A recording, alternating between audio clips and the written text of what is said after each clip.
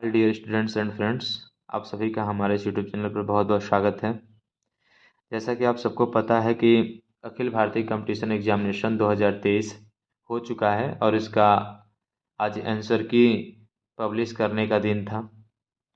तो आज मैं सारे ग्रुप का, ग्रुप ए बी सी जो भी ग्रुप है, सारे ग्रुप का मैं आंसर यहाँ पर मेंशन करूँगा, किस क्वेश्चन का कौन सा आंसर होगा। जैसे कि आज अभी ग्रुप ए का हम मेंशन करने जा रहे हैं, किस क्वेश्चन का कौन सा आंसर होगा, तो ध्यान देंगे। जैसे सबसे पहला क्वेश्चन है, ऊर्जा का सबसे बड़ा स्रोत है। इसके ऑप्शन है पेट्रोल, लकड़ी, सूर्य, वायु। तो वैसे तो देखिए सारे सारे के सारे ऊर्जा के ही स्रोत हैं, लेकिन बात की गई है प्रश्न में सबसे बड़ा ऊर्जा का स्रोत। तो सबसे बड़ा ऊर्जा का स्रोत जो है सूर्य है। आपको पता ही है सूर्य से सारी दुनिया रोशन होती है, सारी दुनिया को उष्मा मिलता है, तो इसलिए सूर्य सबसे बड़ा ऊर्जा का स्रोत हुआ। आते हैं क्वेश्चन नंबर 2 पे। दिया क्षेत्रफल की दृष्टि से भारत का सबसे बड़ा राज्य कौन है। तो क्षेत्रफल की दृष्टि से भारत का सबसे बड़ा राज्य जो है वह राजस्थान है। सेकंड नंबर पर आता है मध्य प्रदेश और फोर्थ नंबर पर आता है उत्तर प्रदेश।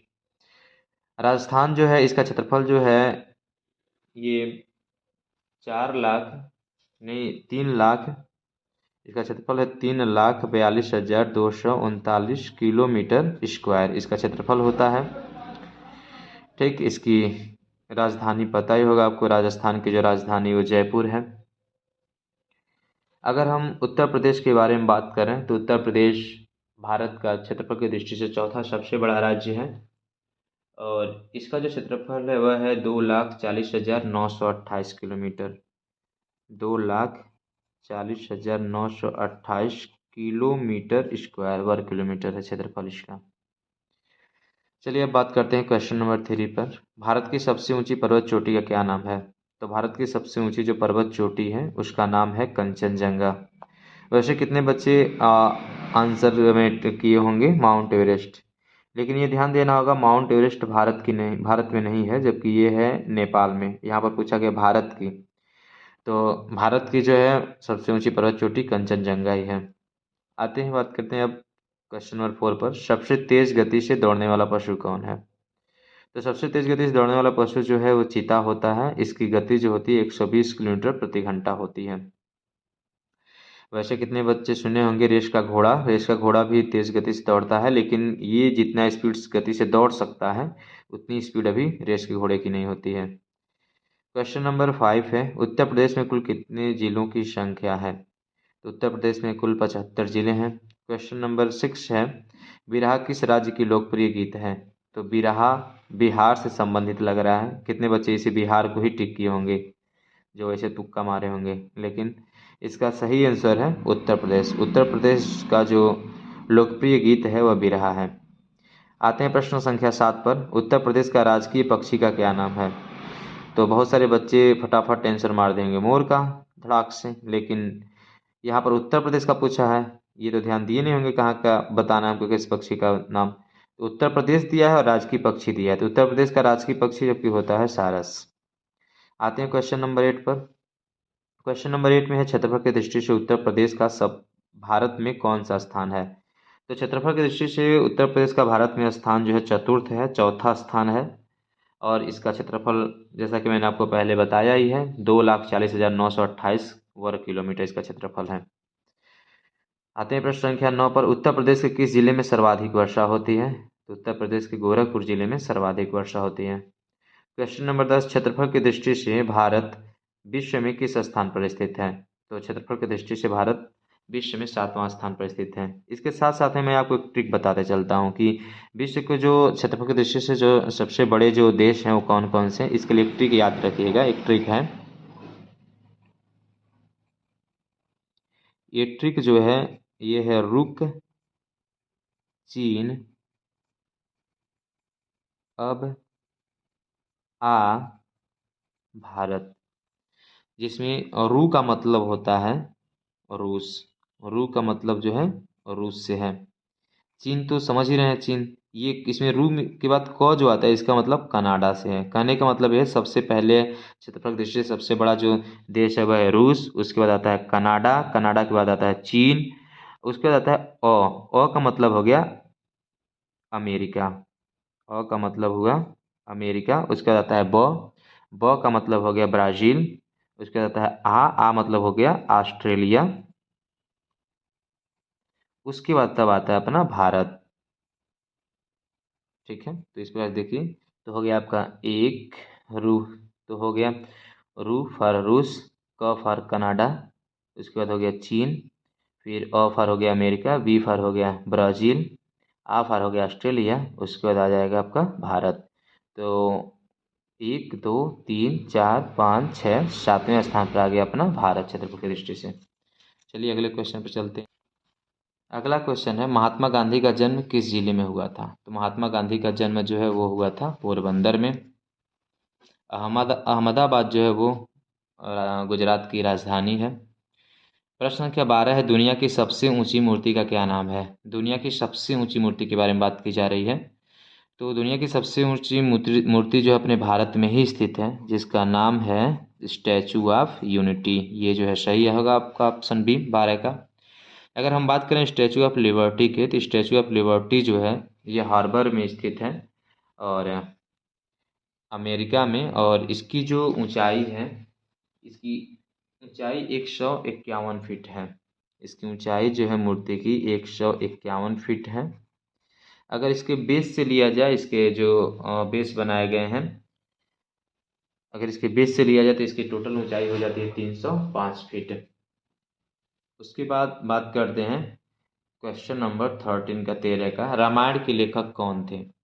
तो रामायण के लेखक जो हैं वो हैं महर्षि वाल्मीकि। तुलसीदास भी लिखे हुए हैं, लेकिन उनके लिखे गए पुस्तक का नाम जो है राम, भगवान राम के ही चरित्र चित्रण किया गया है, लेकिन उनके लिखे गए पुस्तक का नाम है रामचरितमानस। इस चीज़ को याद रखना है। अब आते हैं प्रश्न संख्या 14 पर, 14 पर, एक वर्ष में कितने सप्ताह होते हैं? तो एक वर्ष में कुल 52 सप्ताह होते हैं। प्रश्न संख्या 15 है, कौन सा रंग शांति का प्रतीक होता है? तो सफ़ेद जो रंग होता है वह शांति का प्रतीक होता है। इस प्रकार से ये जो सामान्य ज्ञान के 15 क्वेश्चन थे ये हुए। ठीक है, अब चलते हैं आगे मेंटल एबिलिटी के क्वेश्चन में। प्रश्न संख्या 1 है, जैसे किसी गाय के लिए बछड़ा है वैसे ही किसी बकरी के लिए क्या होगा? तो यहाँ पर गाय और बछड़ा में संबंध ये है कि गाय के बच्चा है ये बछड़ा। तो इसी प्रकार से अगर हम बकरी के बच्चे की बात करें तो बकरी का बच्चा जो हो जाएगा वह होगा मेमना। तो 16 का हो जाएगा डी। 17 है आपका, रवि सिर नीचे और पैर ऊपर करके योग कर रहा है। उसका मुख पश्चिम की ओर है, उसका बायां हाथ किस दिशा में होगा? तो बहुत से बच्चों का दिमाग तुरंत यही काम करेगा, वो सोचेंगे अपने आप को पश्चिम की तरफ मुख करके खड़े होंगे, तो कहेंगे मैं पश्चिम तरफ मुख करके खड़ा हूँ तो मेरा बायां हाथ जो है दक्षिण की तरफ आ रहा है। जबकि यहाँ पर ध्यान देना है कि सिर नीचे है उसका और पैर ऊपर है, इसलिए ये जो हाथ जो होंगे उसकी वहाँ से विपरीत दिशा में हो जाएंगे। तो इस प्रकार से इसका जो सही उत्तर होगा दक्षिण न होकर के वह होगा उत्तर दिशा में उसका हाथ होगा। अब बात करते हैं प्रश्न संख्या 18, निम्न में से वह अक्षर या अक्षरों का समूह जो चुने जो अन्य से भिन्न है। इसमें अक्षर दिए गए हैं HQTZ है, जहाँ पर H भी जो है इसमें सीधी लाइनों का प्रयोग किया गया है, T में भी सीधी लाइनों का प्रयोग किया गया है, Z में भी सीधी लाइनों का प्रयोग किया गया है, लेकिन B जो है ऑप्शन इसमें जो है कर्व है, ये गोला यूज किया गया है। इस प्रकार से B ऑप्शन जो होगा उन सबसे भिन्न होगा। आते हैं क्वेश्चन नंबर 19 में, निम्न में से लुप्त संख्या के स्थान पर कौन सी संख्या होगी? तो ये है 4 5 8 10 16। सबसे पहले बच्चों के दिमाग में यही प्रश्न आएगा विचार कि 4 के बाद 5 1 बढ़ा हुआ है, फिर 5 के बाद 8 3 बढ़ा हुआ है, 8 के बाद फिर 10 तो 2 बढ़ा हुआ है, यहाँ पर 1 का अंतर आ रहा है, यहाँ पर 3 का, यहाँ पर 2 का, फिर यहाँ पर आ जा रहा है 6 का। सिट बैठ नहीं रहा है, लेकिन आपको सीधे ऐसे करना था, आपको मल्टीप्लाई करना था 2 से, मतलब यहाँ 4 का हो जाएगा, 2 बार मल्टीप्लाई करेंगे तो 4 2 जाइए, दोगुना हो गया, 4 का दोगुना 8, एक अंक छोड़ के दोगुना हो रहा है, 4 का दोगुना 8, फिर 8 के बाद एक अंक छोड़िए, फिर 8 का दोगुना 16। उसी पैटर्न पर इस पर चलेंगे तो 5 का दोगुना देखिए 10 है, फिर 10 का दोगुना कर देंगे तो यहाँ पर आ जाएगा आपका 20 आ जाएगा। इस प्रकार से 19 का जो आंसर होगा वह ए हो जाएगा। आते हैं क्वेश्चन नंबर 20 पे 20 पर। निम्न शब्दों के जोड़ों में विषम जोड़े हैं। विषम जोड़ी कौन है? पहला है हनी मनी, एक ही तरह के राइमिंग वर्ड टाइप के हैं, तो हनी मनी एक ही तरह का आ रहा है। रस्ट, क्रिस्ट, ये थोड़ा सा सस्पेंस लग रहा है। चलिए आगे पढ़ते हैं। नाइन ट्वाइन, ये भी एक ही तरह का राइमिंग, ज़्यादा मिलता जुलता लग रहा है वर्ड राइमिंग में। फायर लायर, ये भी वैसे ही है। तो इसका ऑप्शन जो होगा वो बी जो होगा वो सही होगा 20 का। चलिए चलते हैं नेक्स्ट पेज पे। तभी क्वेश्चन नंबर 21 है, जिसमें कह रहा है कि निम्न श्रेणी में खाली स्थान पर भरा जाएगा। खाली स्थान पे क्या भरा जाएगा? स्टेप बाय स्टेप समझिएगा। 10 के बाद आया है 12, 12 के बाद आया है 15, 15 के बाद आया है 20, 20 के बाद क्या भरना है? फिर आया 38। तो यहाँ पर 10 के बाद 12 आया है, तो यहाँ पर कितना ऐड किया गया है सोचिए ज़रा। 2 प्लस 2 किया गया है तो 12 हुआ। फिर 12 के बाद 15 आया तो यहाँ पर प्लस किया गया है 3। 15 के बाद 20 किया गया तो इसके बाद प्लस हुआ है 5। 5 के बाद फिर प्लस कितना करेंगे? फिर प्लस करना है तो 38 है। तो ज़रा सोचिए, सबसे छोटी अभाज्य संख्या 2 होती है उसके बाद 3, उसके बाद 5, उसके बाद 7, उसके बाद 11, उसके बाद 13। अभाज्य संख्या वही संख्या होती हैं जो केवल एक से और अपने आप से कटती हैं। तो ये सब संख्याएं हैं। जरा अगर इनसे कंपेयरिंग कीजिए तो आपको लगेगा कि ये तो अभाज्य संख्याओं को जोड़ा जा रहा है। पहले 2 जोड़ा गया है, फिर से 3 जोड़ा गया है, फिर से 5 जोड़ा गया है, इसके बाद 7 जोड़ा जाएगा। तो देखा जाए आता है कि नहीं आता है। तो अगर 20 में 7 जोड़ते हैं तो यहाँ पर हो जाएगा, यहाँ प्लस 7 कर दें और ये 20 में 7 जोड़ेंगे तो हो जाएगा 27, 27। अब 7 के बाद जोड़ना हमको 11, तो आ रहा है कि नहीं आ रहा है? 38। तो यहाँ फिर प्लस 11 करने पर 38, 38 आ जा रहा है। इसका मतलब 27 जो है भरा जाएगा, तो ऑप्शन हो गया सी। अब जो है क्वेश्चन नंबर 22 है। सीमा का छोटा भाई सोहन सीता से आयु में बड़ा है। सीमा का छोटा भाई मतलब सीमा बड़ी हो गई और उसका छोटा भाई है सोहन, मतलब सीमा से छोटा सोहन है। सीता से आयु में बड़ा है और सीता से बड़ा है ये सोहन, मतलब सबसे बड़ी यहाँ पे सीमा हो गई, उसके बाद सोहन हुआ, फिर उसके बाद सीता हुई। अब आते हैं अगला पॉइंट। कह रहा है श्वेता दीप्ति से छोटी है, और श्वेता जो है दीप्ति से छोटी है किंतु सीमा से बड़ी है।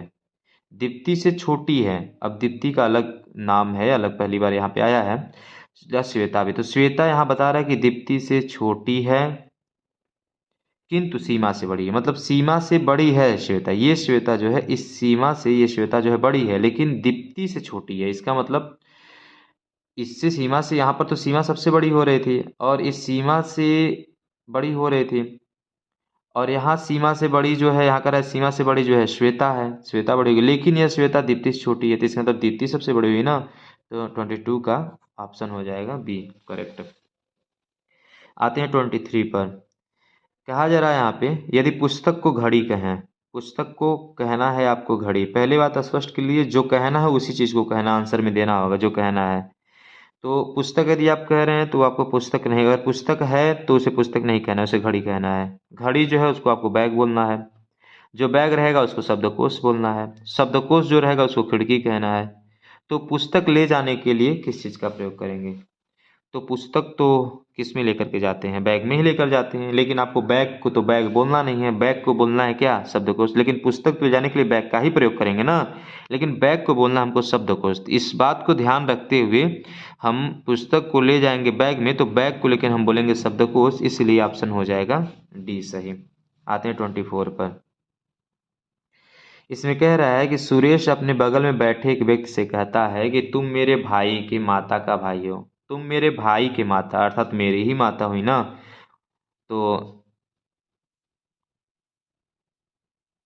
तो सुरेश और उस व्यक्ति के बीच संबंध बताइए। कहता है, फिर से एक बार प्रश्न को समझिए। कह रहा है सुरेश अपने बगल में बैठे एक व्यक्ति से कहता है, उस व्यक्ति से कह रहा है कि तुम मेरे भाई के माता का भाई हो, मतलब तुम मेरे भाई की माता अर्थात मेरी माता के भाई हो। तो अपनी माँ के भाई को क्या बोला जाता है? मामा ही बोला जाता है। तो इस प्रकार से सुरेश और उस व्यक्ति के बीच में संबंध जो होगा वो मामा का होगा, तो ऑप्शन सी सही होगा यहाँ पे। 25 में कह रहा है उस विकल्प का चयन करें जो तीसरे पद से उसी प्रकार से संबंधित है जिस प्रकार से दूसरा पद पहले पद से संबंधित है। यहाँ दूसरा पद वाय जो है संबंधित है पहले पद उड़ना से। कहने का मतलब वाय में क्या किया जाता है, उड़ा जाता है। उड़ने का काम वाय में होता है। तो तैरने का काम किस में होगा, तो तैरने का काम किस में होता है, पानी में होता है। तो इस प्रकार से 25 का जो होगा ये हो जाएगा सही। आते हैं 26 पर। तो कह रहा है इसमें यदि बीते कल से 2 दिन पहले रविवार था, बीते कल से 2 दिन पहले रविवार था, तो कल जो रहा अगर रहा उसके 2 दिन पहले, तो उसके 2 दिन पहले रविवार था, तो मतलब रविवार था तो आया होगा सोमवार और फिर से तब रविवार रहा होगा। तो रविवार, सोमवार, कल जो है मंगलवार, आज जो है बुधवार। फिर कह रहा है कि अब परसों कौन होगा, तो आज बुधवार है तो परसों, तो बुधवार के बाद क्या आएगा बृहस्पतिवार, फिर परसों, कल बृहस्पतिवार होगा, परसों जो होगा शुक्रवार होगा। तो यहाँ पर 26 का ऑप्शन हो जाएगा सी सही। अगला कह रहा है बहुत अच्छा क्वेश्चन है, अतुल एक पंक्ति में ऊपर से 17वें स्थान पर है। अब देखिएगा ऊपर से गिनते गिनते आइएगा तो 17वें स्थान पे यहाँ पे अतुल है। अतुल 17वें स्थान पर है ये। और नीचे से अब गिनते गिनते जा रहे हैं तो ये 18वें स्थान पर पड़ रहा है। तो पंक्ति में, यहाँ पंक्ति में, तो पंक्ति में कुल कितने बच्चे हैं, ऊपर से 17वां मतलब ऊपर से 17वां स्थान पर है तो मतलब 16 बच्चे ऊपर हैं इसके पहले ऊपर से, और नीचे से 18वां है तो मतलब नीचे जो है, नीचे से 18वां तो मतलब नीचे 17 बच्चे हैं, उसके बाद 18वें स्थान पर ये है। तो कुल कितने बच्चे हुए थे, 17 नीचे, 16 ऊपर, और ये अतुल बीच में है। तो इस पूरा जब ऐड करेंगे तो पहले 16 और 17 ऐड करेंगे तो 33 हो जाएगा, 33, और उसमें एक जो अतुल है तो वो हो जाएगा 34, मतलब 34 जो होगा सही हो जाएगा। प्रश्न संख्या 28 पर आते हैं, यदि एक तालाब में 9,850 मछलियां थी, किसी बीमारी के कारण 3,900 मछलियां मर गईं, तो बताइए कि तालाब में कुल कितनी मछलियां थीं। 9,850 मछलियां किसी तालाब में हैं, उस तालाब में पानी में 9,850 मछलियां हैं। बीमारी हुआ कोई कोई कुछ फैला बीमारी, और बीमारी के कारण 3,900 मछलियां मर गईं। तो आपको बताना है तालाब में कुल कितनी मछलियां बची। तो अरे भाई जो मरेंगी तो तालाब में ही ना मरेंगी। तो इस प्रकार से तालाब में जितनी मछलियां रहेंगी उतनी ही मछलियां बचेंगी। तो इस प्रकार से इसका ऑप्शन हो जाएगा 9,850 ही सही ऑप्शन होगा।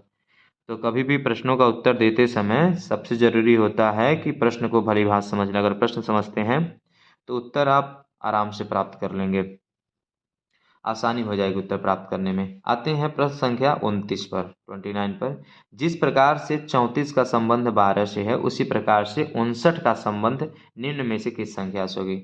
34 का 12 से है तो इसका मतलब 34 का कैसे 12 हुआ, तो शायद ऐसे हो सकता है कि नहीं हो सकता है। 3 का 4 मल्टीप्लाई करिए, 3 4 जा 12 है, 3 चौक को 12, 34 में 3 और 4 अंक है ना, तीनों दोनों गुणा कर लिए, 3 चौक 12 हुआ। वैसे यहाँ करके देखिए ऑप्शन में कोई आ रहा है कि नहीं आ रहा है। तो 5 का 9 में करिए 59 का संबंध बताना है, तो 5 का 9 में करिए, 5 9 45, 5 9 45, फिर 45 इसमें है कि नहीं है, तो है, ये वाला ऑप्शन सही हो जाएगा। ठीक है, अब चलते हैं, तो यहाँ पे ए वाला ऑप्शन सही हो जाएगा। अब चलते हैं नेक्स्ट वाले क्वेश्चन पे।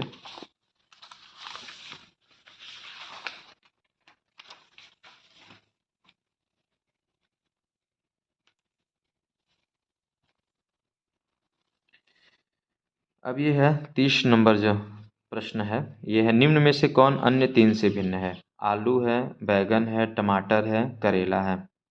आलू, बैगन, टमाटर, करेला में वैसे तो देखा जाए तो सारी की सारी सब्जियां ही हैं, तो फिर भिन्न कैसे, भिन्नता कैसे पता किया जाएगा। तो एक फिर से दिमाग से में जब सोचेंगे तो आपको पता चलेगा कि आलू जो है ये ज़मीन के अंदर पैदा होता है जड़ में, बैगन जो है ये ज़मीन से ऊपर होता है, टमाटर ये भी ज़मीन से ऊपर, करेला भी ज़मीन से ऊपर। इसका मतलब इसका सही ऑप्शन जो होगा आलू ही होगा, क्योंकि ये जो है आलू जो है ज़मीन के अंदर होता है, बाकी सब ज़मीन से ऊपर फल मतलब पैदा होते हैं। तो ये हो गया 30। अब आते हैं इंग्लिश वाले पोर्शन में। कह रहा है कि निम्न में से में प्रोनाउन है, कौन इनमें से प्रोनाउन है। Ram, play, you, good. Ram देखिए तो राम किसी का नाम है तो नाउन हो गया, प्ले मीन्स खेलना है तो वर्ब हो गया, यू किसी का नाम नहीं है, नाम की जगह प्रयोग किया गया है। तो जो आपने डेफिनेशन पढ़ा होगा, किसी नाम के अर्थात किसी नाउन के स्थान पर प्रयोग किए जाने वाला शब्द जो होता है वही प्रोनाउन होता है। तो नाउन मतलब नाम के, तो नाम के स्थान पे हम यू बोलते हैं, नाम न बोल के कहते हैं यू, आप, चाहे तुम। तो ये नाम के स्थान पे हुआ, नाउन के स्थान पे ही प्रयोग हुआ, तो इसके मतलब ये जो होगा आपका प्रोनाउन हो जाएगा। और गुड जो है ये एडजेक्टिव है। चलिए आते हैं अगला क्वेश्चन नंबर 32 में, निम्न में ऑक्स का प्लूरल नंबर है। तो बहुत से बच्चे ये सोचेंगे प्लूरल नंबर इसका होगा तो सिंपल यस लगा देंगे, कितने, तो ये सोचेंगे, तो ये तो बिल्कुल नहीं है, इसके लिए रूल्स हैं सब। कितने बच्चे ये सोचेंगे अंतिम में इसका अंतिम जो लेटर है यक्स आया हुआ था, जब कभी अंतिम लेटर जब एक्स होता है तो उसमें ई एस जोड़ा जाता है। तो फिर लेकिन ये जो है अपवाद शब्द है, इसमें ये नियम काम नहीं करता है कि अंतिम में यक्स हो तो ई एस जोड़ें। तो इसके लिए होता कौन है, तो इसका होता है ऑक्स का प्लूरल होता है ऑक्सेन। तो 32 का सी सही होगा। आते हैं क्वेश्चन नंबर 33 में। इसमें कह रहा है कि निम्नलिखित सेंटेंस में प्रीपोजिशन कौन है। प्रीपोजिशन का डेफिनेशन पढ़े होंगे, तो जो दो शब्दों को वाक्यों को जोड़ने का काम करता है वही प्रीपोजिशन होता है। तो we are going to capital of Russia, यहाँ पर प्रीपोजिशन तो दिख ही रहे हैं वैसे। तो इसमें जो होगा टू जो हो जाएगा प्रीपोजिशन हो जाएगा, तो ऑप्शन हो जाएगा इसका सी। आते हैं क्वेश्चन नंबर 34 में। निम्नलिखित सेंटेंस में सब्जेक्ट है। सब्जेक्ट वह होता है जिसके बारे में बात किया जाता है। तो लिखा हुआ है where where where you going in the evening time, मतलब आप शाम के समय में कहाँ जा रहे थे। तो किसके बारे में बात किया जा रहा है, किसको कह रहे हैं, तो आप मतलब यू। तो यू यहाँ पे क्या हो जाएगा, सब्जेक्ट हो जाएगा। जैसा कि पता है ये सब्जेक्ट वही होता है जिसके बारे में बात किया जाता है, तो वही हो जाएगा सब्जेक्ट, तो यू हो जाएगा। तो 34 का हो जाएगा ऑप्शन सी सही।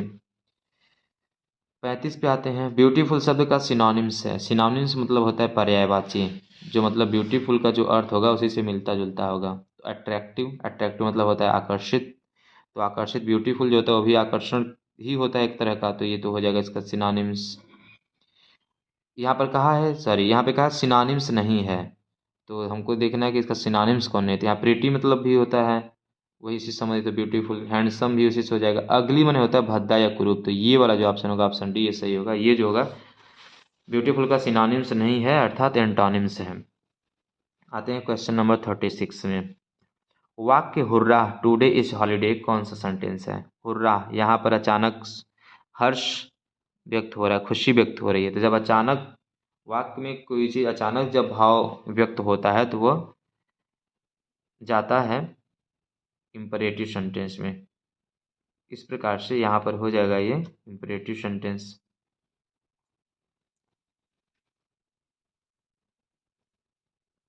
क्वेश्चन नंबर 37, निम्न में कौन से अक्षर सेमी वावेल कहलाते हैं। तो इसका हो जाएगा answer Y and W. Teachers का अपोजिट शब्द है, टीचर का opposite father, god, student, ma'am. तो मैम भी तो एक तरह से टीचर ही होती हैं, गॉड तो होगा नहीं, फादर होगा नहीं, स्टूडेंट होता है। 38 का सी ऑप्शन सही हो जाएगा। 39 है, इंग्लिश में गधे के बच्चे को क्या कहते हैं।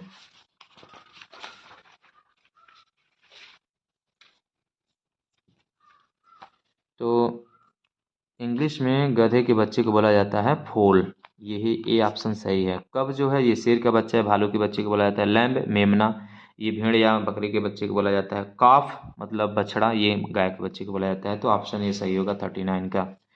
क्वेश्चन नंबर 40 है, निम्न में से सही शब्द का चयन कीजिए। इसमें से सही शब्द का चयन करना, कौन सा सही है स्पेलिंग, तो देख रहे हैं। तो इसमें सही शब्द होगा आपका बी जो होगा सही मीनिंग होगा इसका। आते हैं अब मैथमेटिक्स में। कह रहा है 10 से 20 के बीच की अभाज्य संख्याओं का योगफल होगा। तो 10 से 20 की अभाज्य संख्याएं कौन कौन होती हैं, तो वही संख्याएं जो केवल एक और स्वयं से करती हैं वही अभाज्य संख्याएं होती हैं। तो 10 और 20 के बीच में तो हो जाएगा 11 अभाज्य हो जाएगा, फिर हो जाएगा 13, फिर 14 नहीं होगा, 15 नहीं होगा, 16 नहीं होगा, 17, 18 नहीं होगा, 19 हो जाएगा। इनका योगफल बताना तो सबको जोड़ लेंगे। 9 7 16, 16 3 19, एक 20, 20 को शून्य हासिल बचा 2, एक एक 2, एक 3, एक 4 और जो हासिल बचा हुआ है 2, 4 2 6, 60 होगा आंसर, ऑप्शन बी सही होगा। सबसे छोटी अभाज्य संख्या कौन है? तो सबसे छोटी अभाज्य संख्या, एक बात और याद रखा जाता है कि अभाज्य संख्याओं का गुणनखंड 2 तो होता ही होता है। तो इस प्रकार से एक जो है केवल एक से ही कटेगा, तो इसके तो गुणनखंड 2 हो ही नहीं रहे हैं, 0 तो छोड़ ही दीजिए। 3 जो है, ये जो है इसके तो गुणनखंड है 2, 1 भी है और 3 भी है, लेकिन ये सबसे छोटी नहीं है, तो सबसे छोटी होगी 2। सबसे छोटी अभाज्य संख्या होती है 2। अगला कह रहा है 800 रुपये का 45% क्या होगा? तो निकाल लीजिए 800 का 45%, तो का मतलब होता है गुणा, 45% मतलब होता है 45/100। डबल जीरो कट गया, 45 में 8 से गुणा कर देंगे। तो जब गुणा करेंगे 45 में 8 से, तो 8 पचे 40 को शून्य हासिल 4, 8 चौको 32, 32 4 36, 360। ऑप्शन ए सही होगा। अगला कह रहा है DCCXIV का भारतीय संख्या प्रणाली में मान होगा।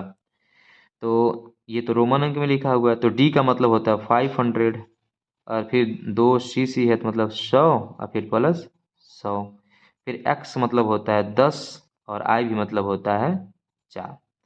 तो हो जाएगा आपका 5, 600, 700, 10 4 14, 714। ऑप्शन सी सही होगा इसका। यदि 1 दर्जन केले का मूल्य 72 रुपये है, तो ऐसे ही 25 किलो का मूल्य कितना होगा? 1 दर्जन केले का मूल्य कह रहा है 72 रुपये, तो 25 किलो का मूल्य, तो यहाँ पर केले जो है दर्जन में दिए गए हैं, यहाँ पर आपको नंबर में बताना है 25 किलो का मूल्य। तो सबसे पहले हमें 1 केले का मूल्य ज्ञात करना होगा। तो ये सोचिए 1 दर्जन में कितने केले होते हैं? तो 1 दर्जन में 12 केले होते हैं, चाहे 1 दर्जन कहिए चाहे 12 केले कहिए। तो 12 केले का मूल्य समझिए 72 रुपये है, तो 1 केले का मूल्य निकालना है, तो 1 केले का जब मूल्य निकालेंगे तो हम क्या करेंगे, 72 में भाग दे देंगे 12 से, तो 12 करने 12, 12 छके 72, तो आया आपका 6 रुपये। हमें 25 केले का मूल्य बताना था, 25 केले का जब मूल्य निकालेंगे, तो 25 केले का मूल्य निकालते समय हम 25 में 6 से गुणा कर देंगे, तो 25 छके होता है 150, 150, तो 150 रुपये इसका आंसर हो जाएगा। तो ऑप्शन आपका डी सही है। अगला कह रहा है 45 डिग्री सेल्सियस में कितना डिग्री फ़ारेनहाइट होता है? तो इसको आप बदलेंगे फार्मूले के अनुसार, तो ये हो जाएगा आपका डी ऑप्शन सही हो जाएगा। 1 अरब में कितने शून्य होते हैं? तो 1 अरब अर्थात 1 बिलियन, तो ऐसे लिखते चले जाइए, इकाई, दहाई, सैकड़ा, हज़ार, 10,000, लाख, 10 लाख, करोड़, 10 करोड़ अरब। 1 अरब हो गया ये। गिन लीजिए, 0 1 2 3 4 5 6 7 8 9, कितने जीरो हुए? 9, तो सी ऑप्शन सही हो जाएगा।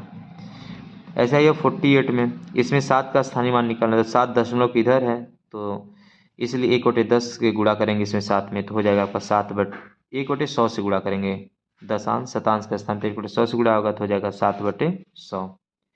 18 24 72 का HCF निकालना है, मौसप। तो 18 24 72 का, तो हम देखेंगे वो कौन सी ऐसी बड़ी से बड़ी संख्या है जिससे 18 भी कटे, 24 भी कटे और 72 भी कट जाए। तो अगर 6 से काटते हैं तो 18 भी कटेगा, 24 भी कटेगा, 72 भी कटेगा। 8 से 24 कटेगा, 72 कटेगा, लेकिन 18 नहीं कटेगा। 12 से 24 कटेगा, 72 कटेगा, 18 नहीं कटेगा। 18 से 18 कटेगा, 72 कटेगा, लेकिन 24 नहीं कटेगा। तो सबसे बड़ी संख्या जो है 6 ही है, जो तीनों को, इन सभी में से सबसे बड़ी संख्या 6 ही है जो इन तीनों को काट सकती है। तो इसलिए ऑप्शन हो जाएगा ए सही। अगला कह रहा है 74,906 में 13 से भाग देने पर भागफल प्राप्त होगा, इसे देख लीजिए।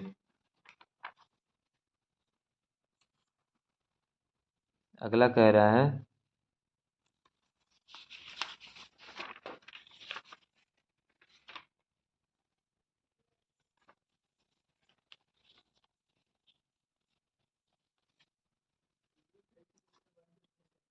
तो 74,906 में हम 13 से भाग दे लेते हैं, तो 13 से 5 में गुणा करेंगे, 13 पच्चे 65, 14 में से 5 जाएगा 9, फिर 9 उतार देंगे, 13 चौका 13 सत्ते 91, अब फिर से 9 में से 1 जाएगा, हो जाएगा 8, फिर से 0 उतारेंगे यहाँ पे, 13 छके 78, फिर बचेगा 2, 6 उतारेंगे, 13 दूना 26। इस प्रकार से 5,762 जो होगा इसका, जो आपका ऑप्शन रहा होगा 5,762 इसका आंसर हो जाएगा भागफल। तो मिलते हैं फिर से नेक्स्ट ग्रुप के आंसर की के साथ। Good bye.